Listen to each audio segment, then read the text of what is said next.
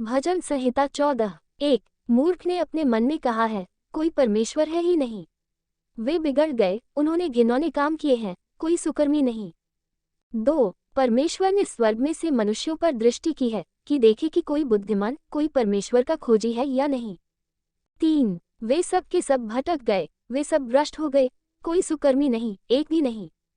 4। क्या किसी अनर्थकारी को कुछ भी ज्ञान नहीं रहता, जो मेरे लोगों को ऐसे खा जाते हैं जैसे रोटी, और परमेश्वर का नाम नहीं लेते।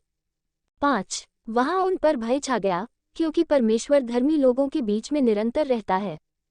6। तुम तो दीन की युक्ति की हंसी उड़ाते हो इसलिए कि यहोवा उसका शरण स्थान है।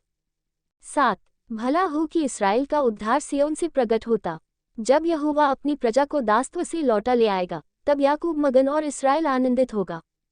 भजन संहिता 15। 1। हे परमेश्वर, तेरे तंबू में कौन रहेगा? तेरे पवित्र पर्वत पर कौन बसने पाएगा? 2। वह जो खराई से चलता और धर्म के काम करता है, और हृदय से सच बोलता है।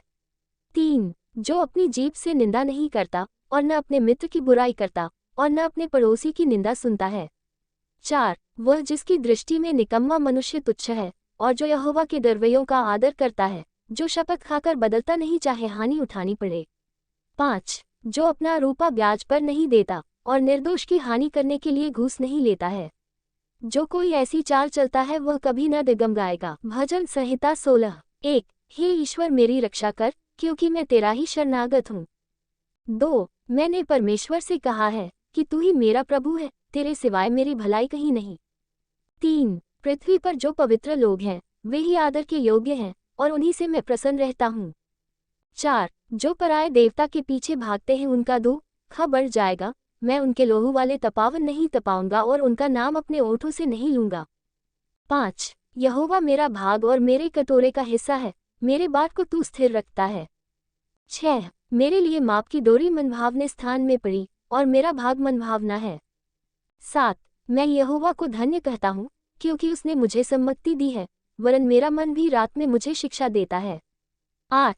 मैंने यहोवा को निरंतर अपने सम्मुख रखा है, इसलिए कि वह मेरे दाहिने हाथ रहता है, मैं कभी न डगमगाऊंगा।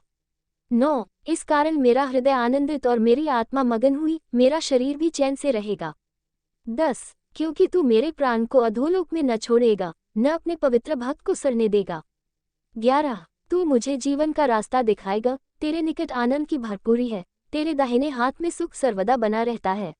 परमेश्वर इस वचन के पढ़े जाने और सुने जाने पर बहुतायत की आशीष दे। आमीन।